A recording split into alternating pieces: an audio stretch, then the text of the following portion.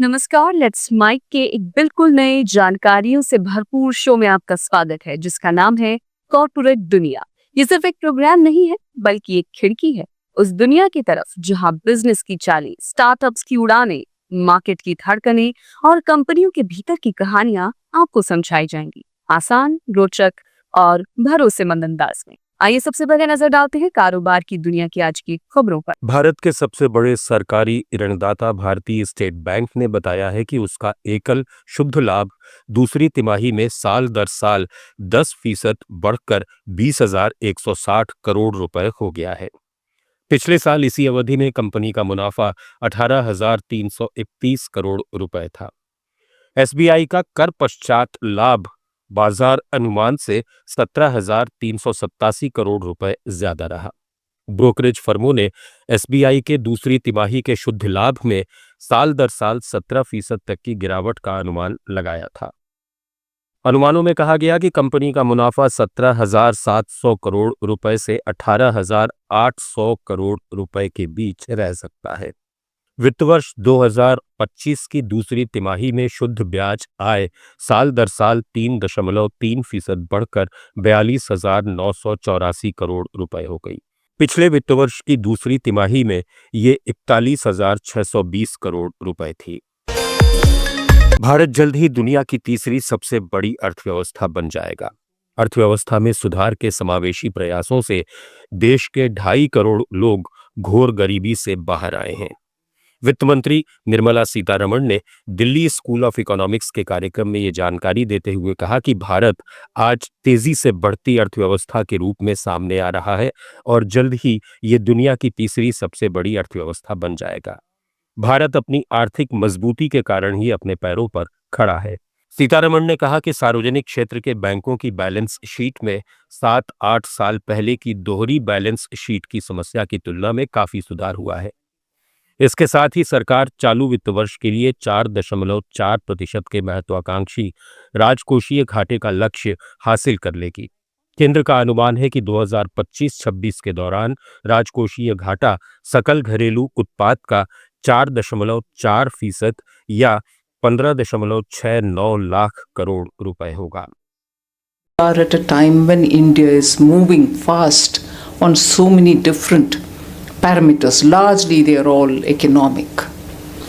Of course, India and its population, India and its location in a global map have strategic significance.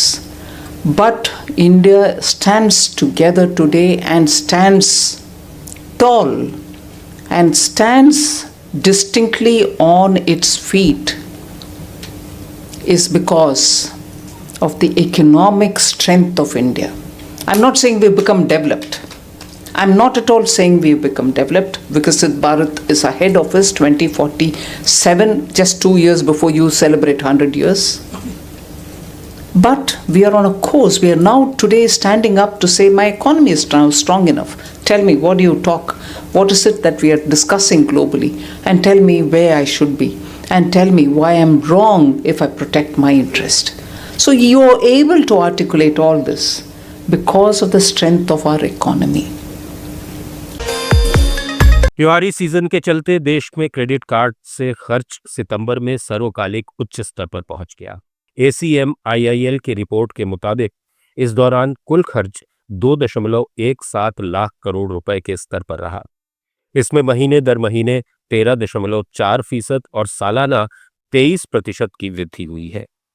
इससे कुल खर्च में करीब 25,500 करोड़ रुपए का इजाफा हुआ। रिपोर्ट में बताया गया कि ये उछाल मुख्य रूप से ऑनलाइन लेनदेन में तेजी के कारण दर्ज हुआ। सितंबर में ऑनलाइन खर्च में 21.7% मासिक और 21.1% वार्षिक वृद्धि हुई, जबकि पॉइंट ऑफ सेल ट्रांजैक्शन लगभग स्थिर रहे।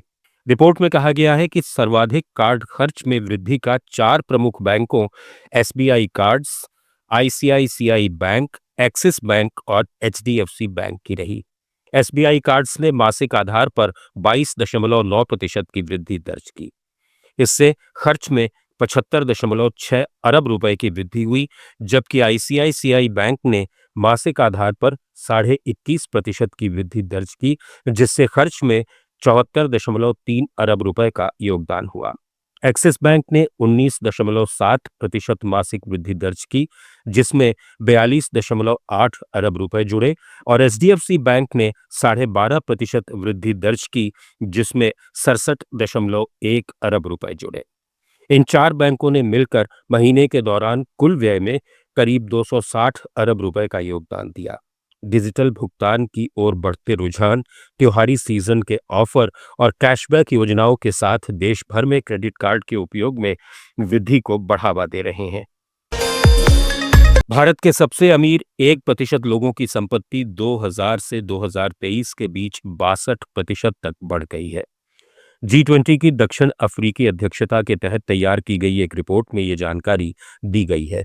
नोबेल पुरस्कार विजेता जोसेफ स्टिग्लिट्स के नेतृत्व में तैयार इस रिपोर्ट के अनुसार 2000 और 2024 के बीच वैश्विक स्तर पर शीर्ष 1% लोगों ने नई संपत्ति का 41% हिस्सा हासिल किया, जबकि ह्यूमैनिटी के निचले आधे हिस्से को केवल 1% प्राप्त हुआ।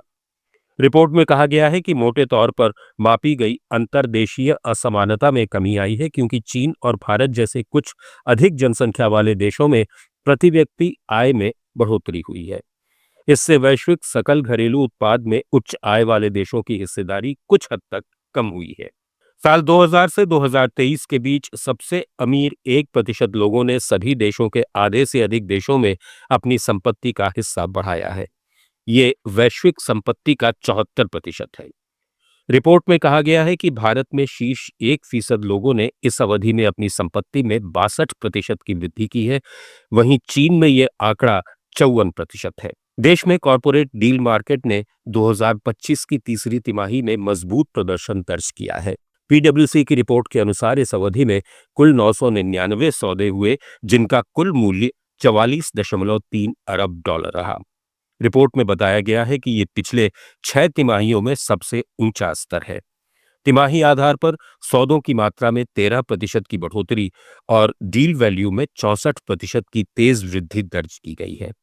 रिपोर्ट के अनुसार तीसरी तिमाही में 518 M&A सौदे हुए, जिनकी कुल कीमत 28 अरब डॉलर रही। ये वॉल्यूम में 26% और वैल्यू में 80% की तिमाही दर तिमाही वृद्धि दर्शाता है। औसतन प्रति सौदे का आकार भी 59 मिलियन डॉलर से बढ़कर 74 मिलियन डॉलर तक पहुंच गया। ये दर्शाता है कि कंपनियां अब बड़े और रणनीतिक सौदों को प्राथमिकता दे रही हैं। रिपोर्ट में कहा गया कि घरेलू M&A इस वृद्धि का मुख्य आधार रहा। इसमें 381 सौदे शामिल थे, जो पिछली तिमाही की तुलना में 30% ज्यादा है। वहीं क्रॉस बॉर्डर ट्रांजैक्शन में भी सुधार दर्ज किया गया। इनबाउंड डील्स बढ़कर 55 और आउटबाउंड डील्स यानी भारतीय कंपनियों के विदेशी निवेश बढ़कर 82 पर पहुंच गईं, जो पिछले 6 तिमाहियों में सबसे ऊंचा स्तर है। पीडब्ल्यूसी के अनुसार पिछली 6 तिमाहियों में भारत के कुल सौदों की संख्या में 61% की वृद्धि हुई है, जबकि कुल सौदों का मूल्य लगभग दोगुना हो गया है।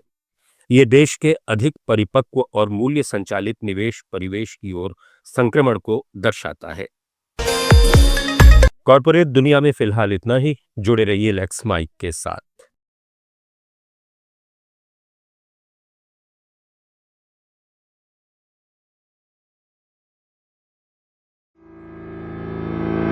It's time for news. It's time for more than radio. Presenting the first radio news app, Let's Mic. Let's Mic, a news-based app on your phone where you get to watch and listen news, talk shows, interviews, radio show podcasts. On Let's Mic, you get all relevant information of TV, print, radio, podcast, and digital. Let's Mic talks about every segment of life.